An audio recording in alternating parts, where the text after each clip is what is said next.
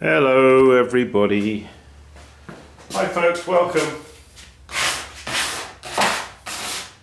Yeah, I've just got to wedge up some clay to make some tankards.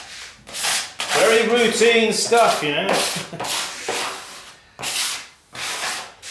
By the way, scrapings off your bench like this, chuck them out. Chuck them away. Yeah. In case they got bits of dirt in them and stuff, you know, off the scraping of the table. So,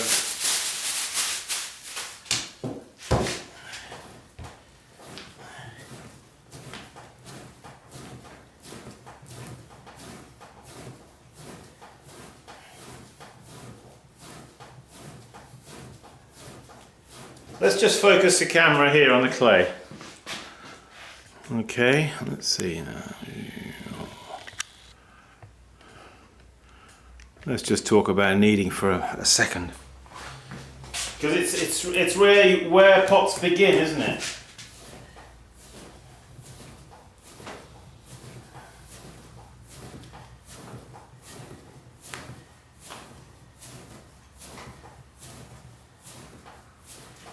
So, let's just talk about kneading for a moment. Well, the secret of kneading is to get your body moving so that your body does the work. So what you really want to do is face up to the bench here like this. Put your left leg forward, okay? Have your arms straight. So you see, I'll bend my knee, you see. Keeping my arms straight, let my body come forward, pushing down into the clay. And it's a slightly rotational movement like that, you see. You've got to get some rotation into it. If you don't get rotation into it, you're not going to get that effect, you see. So,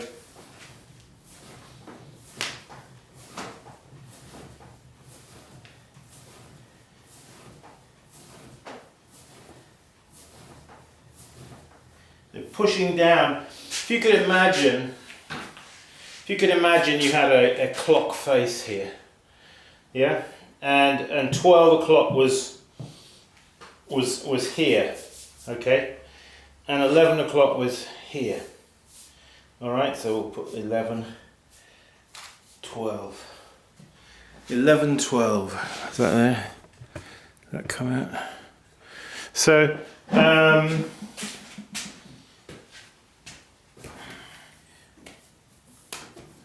clasp hold of the clay. It's your right hand here that's doing the pushing. It's the left hand here that is supporting the clay as you are pushing, and as this is going around, you see. So what you want to do is aim to push towards 11 and then go to 12 and then up, you see. Push to 11, go to 12 and up. I'm trying to do it in slow motion a bit for you, you see. 11, 12, up, 11, 12, up, 11, 12, up, 11, 12, up. And in so doing, by doing this, you see, you'll get that you'll get that series of movements until it'll become like second nature to you, you see.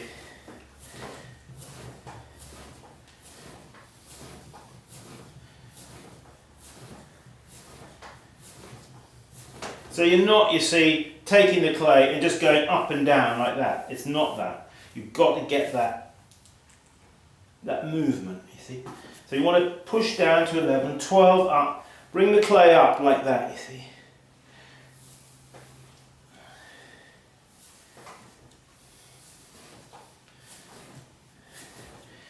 And you should do this probably about 100 times. It sounds a lot, but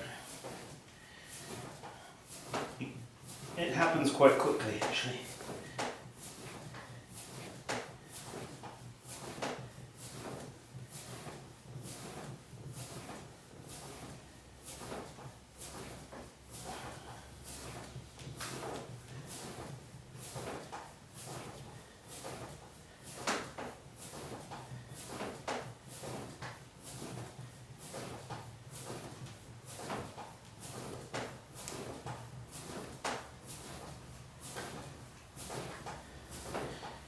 you'll hear little air bubbles popping. If you're doing it right.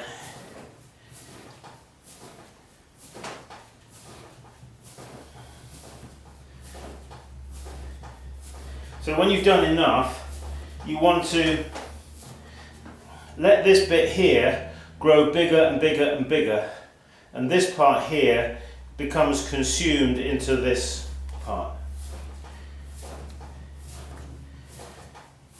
So you want to wind it up into itself. You see what I'm doing? This bit is getting bigger, isn't it? It's consuming this part.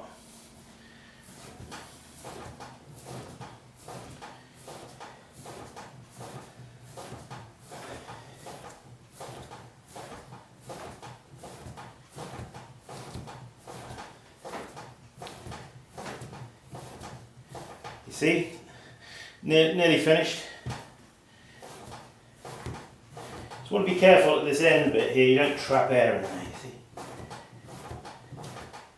Until you finally roll it, you see, into a nice cone. That now is ready to be weighed up. And I should weigh those up for 16 ounces to make my tankards. If we go over to the wheel there, I've already got a few tankards that I've been working on. I've got a few more lumps, so let's just make a couple. As you can see, I'm working here to a gauge. This is repeat throwing, you know. So, if you're working to a gauge, which if you're not yet working to a gauge, that's what you should be aiming at.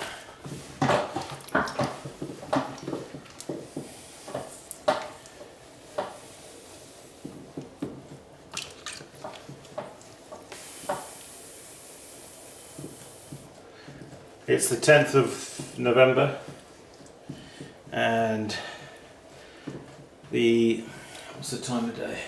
Must be around 4 o'clock, I think. The sun is streaming in, isn't it? So cone it up, you see, always a good practice to do that. And then centre down, centre the clay down into the lump, all right? Break in. Now widen the base. And widen it a good way. Okay. That. Collar it in. Remember, when you're throwing tall shapes, you need to collar in.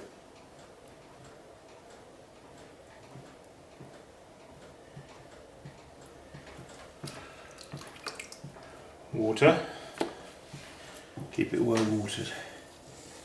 So at the moment he's wide at the base, you see. Now lift that clay up the cone. Bring it up. So you should aim to sort of be able to achieve the height that you want in 3 pulls, really. So right now you see I'm pushing out here on the inside at the base, but on the outside here with these fingers I'm pushing in sort of slightly underneath those fingers, you see. So that's going to allow the clay to flow through my fingertips. You want to have the inside hand above, you see. Kind of a little gap there, you see, like that, just to let that clay flow. And now you see how my thumbs are joined. That gives stability to my both hands together, you see. And now just pull that up like that, you see.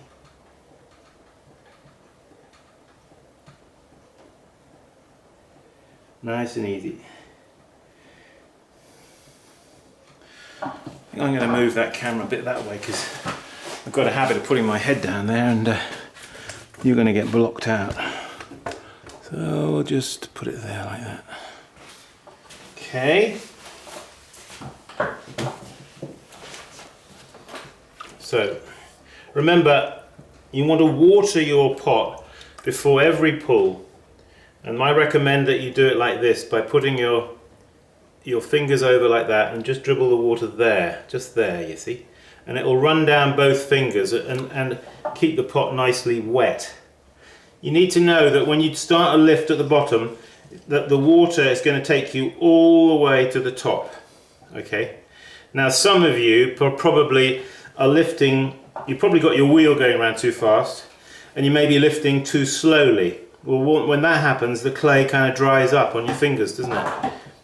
So, whoa, that sun is like really not where I wanted it at the moment. So pulling it up like that. You see the gauge is here. The gauge is giving me something to aim at, isn't it?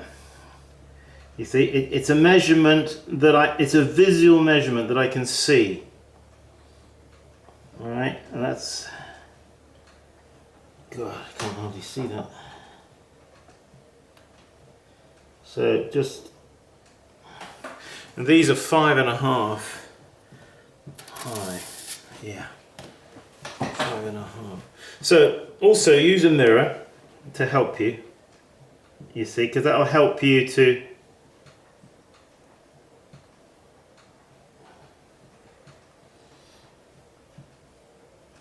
it'll help you with the form, the mirror. Alright, take your throwing stick, now I'm going to clean it down the base there. Clean back some of the slurry there. Put the stick in. Check in the mirror. Use the side of your throwing stick. And use that throwing stick like this to clean away the slurry. Okay, you need to get rid of that, otherwise you won't be able to lift the pot off the wheel, because it will be all slippery and it will slide out of your hands. Okay, I think that's looking okay. Right, next, so he's up to the gauge, that means we've got the height and the width. Now take your leather, just lay it over gentle, no pressure there. All right. See, this top bit here is like a collar here, you see. Now that gives strength to the top of the pot, but it's also this part here where my finger is slightly concave here. So that's where your lip rests. It's a lip rest. And lastly, or not quite last, but use your sponge stick, take out the water. Get your wire and cut him off with the wheel still revolving, and get yourself a twisted wire. You need a twisted wire that's the right length. Okay, the right length, so you haven't got to do all of this business, you know, winding around your fingers, which ruins the wire. Clean your fingers off. Have a little look, looking good. Got my towel over there. Okay, stop the wheel. Alright, dry hands, dry pot. You'll find that you'll be able to lift that off if you do it right with no trouble whatsoever. Let's do one more.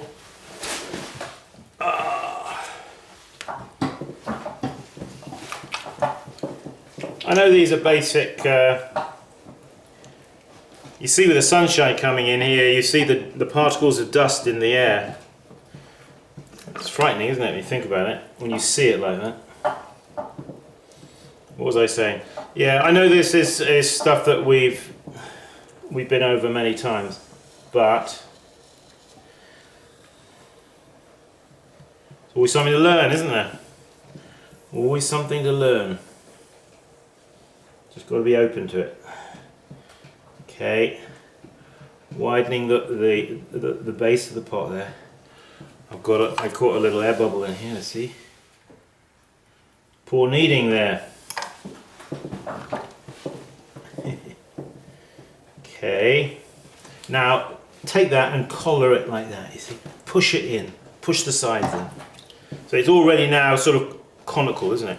You want to get your finger down now into the corner here, okay, and lift up into the cone. Yeah. So when you lift like that up into the cone, you see, as you lift the clay up, the diameter here is getting less and less and less, isn't it? So the clay moves faster and faster and faster, and it also thickens the wall of the pot.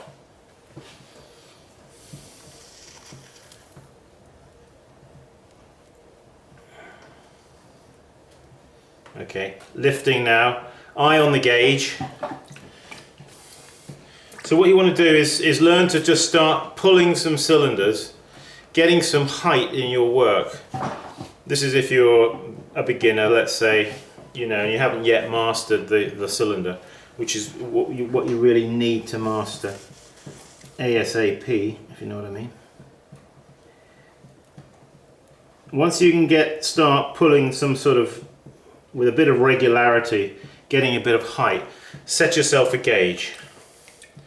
Alright, and then you'll learn consistency, because that's what you've got to do. You'll learn consistency.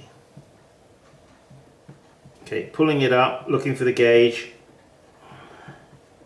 There he is. Is he there? Yep, he's just about there. You see? Now forming that collar, which adds strength to the top of the pot. Just there. Remember, these are always wider in the base than the top. You want to keep them like that, you see, because that's part of the aesthetic. They're wide at the base. Now I've got a bit of ribbing there, haven't I, in the side, natural ribbing. Well, you can leave a bit of ribbing sometimes. It can be quite nice. The glaze can play on it quite nicely, can't it? The ribbing there. But if I don't take off the slurry, I won't be able to get the pot off, so I'm going to have to use my throwing stick there a little bit just to... Okay, so when you're using your throwing stick, make sure you get in under and give it a real good bevel, you see. Undercut it with a bevel, because that'll make it so much easier for you later when you've got to thumb it off, because they're not trimmed, are they? Oh no, we don't do unnecessary trimming. Leather, just leather it real gentle, like that. A sponge stick, just clean out there. And wire, as you go for your wire, and I remember like this kind of cutting off, because I have a gauge, I have to cut off away from me, not pulling towards me.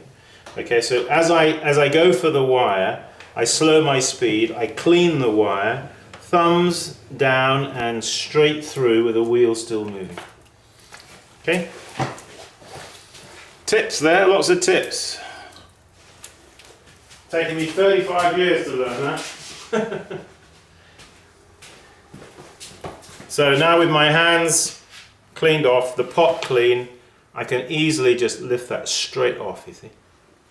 Voila! And there he is.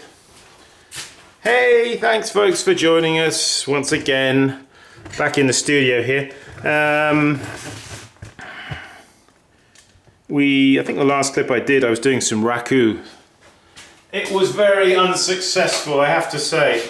It really was not good, and it was rather underfired, and also yeah, we had that accident when one pot fell on top of another. So I haven't got anything here to show you really. We'll do it again though. That was really a warm-up session because I hadn't done any raku for a few years, so I just thought let's just have a raku firing, we'll mix up some glaze and we'll just get our hand in, so to speak.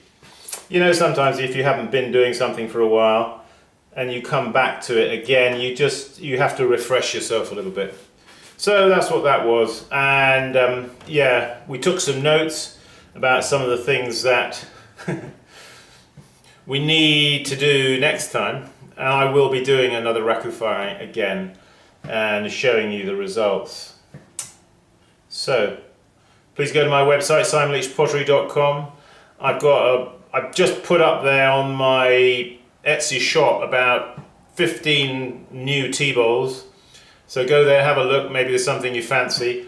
I've got more tankards. I'm completely out of tankards, so I'm having to make a load of tankards. So, hey, thanks for joining us, folks. Don't forget, the road to improving your skills is to practice. So, let's all keep practicing. I'll see you soon. Bye-bye now.